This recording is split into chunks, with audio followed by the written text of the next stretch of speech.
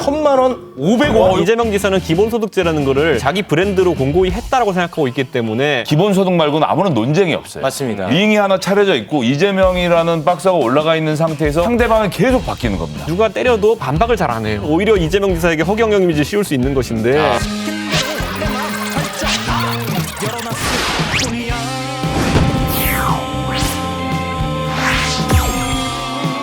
정치권을 휩쓴 말들 중에 진품과 명품 또 가품과 하품을 가려내는 시간입니다. 진품, 명품.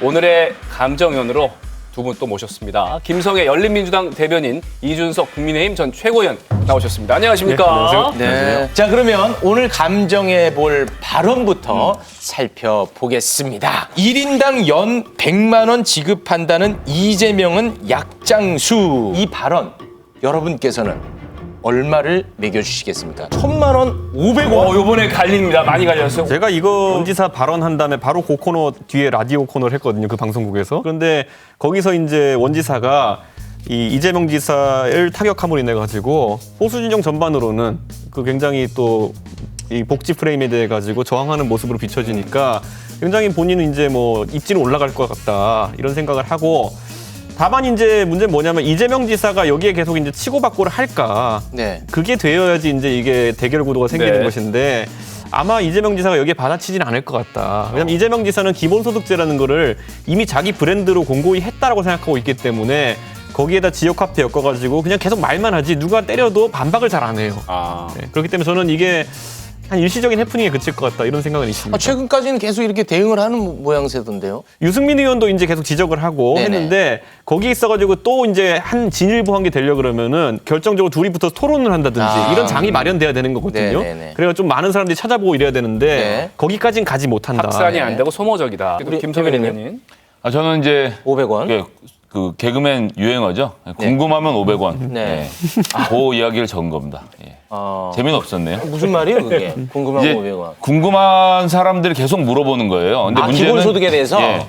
이 기본소득이라는 것은 기본적으로는 4차 산업혁명의 시대가 와서 모든 사람들의 소득이 줄어들고 노동을 할 수 있는 사람의 숫자가 줄어들고 일부 기업들이 많은 부를 얻어가는 과정이 생기면 네. 그때 대해서 모든 사람들에게 똑같은 돈을 나눠줘야 된다라는 이야기를 하는 것 아닙니까? 그래서 네.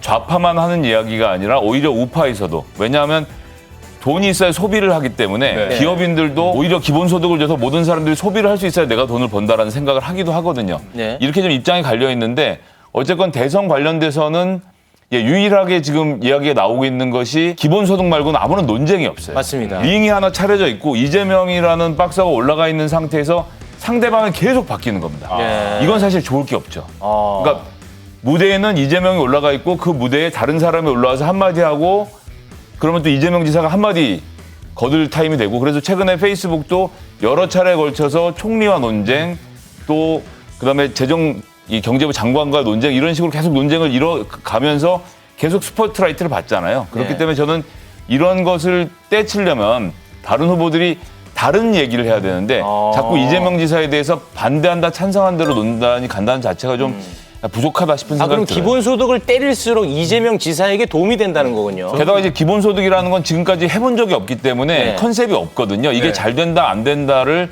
아무도 정확하게 얘기할 수 있는 사람이 없습니다. 하다 보니까 논쟁이 계속 벌어지는 거죠. 이게 이제 기본소득이라는 게 미국에서도 앤드류 양 같은 사람이 계속 이제 불러일으켰을 네. 때 초기에는 신선하다 얘기를 들었었어요. 네. 그리고 아까 김성애 대변인이 말한 것처럼 뭐 이제 AI 시대가 되면 이런 논리 기존 구조도 있어요. 기본 논리 구조도 있어요.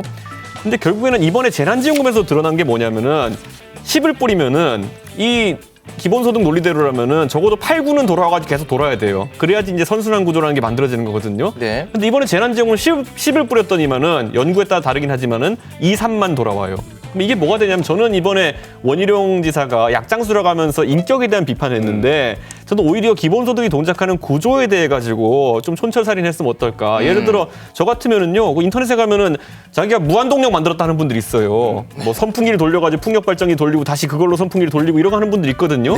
그거 비슷한 거로 해버리면 오히려 이재명 지사에게 허경영 이미지 씌울 수 있는 것인데 저는 그렇게 하지 않고 인격을 공격했기 때문에 아까 말했던 것처럼 그 공격도 단발성이 그칠 것 같다 이런 생각을 하고 어떤 객관적 논거를 가지고 했어야 된다. 조금 더 이 정책 자체에 대한 비판을 예. 해라. 정책 자체에 대해서 이해를 하고 있는 국민의힘 의원들이 없는 것도 이게 논쟁이 좀 잘 안 되는 탓도 있는 거죠.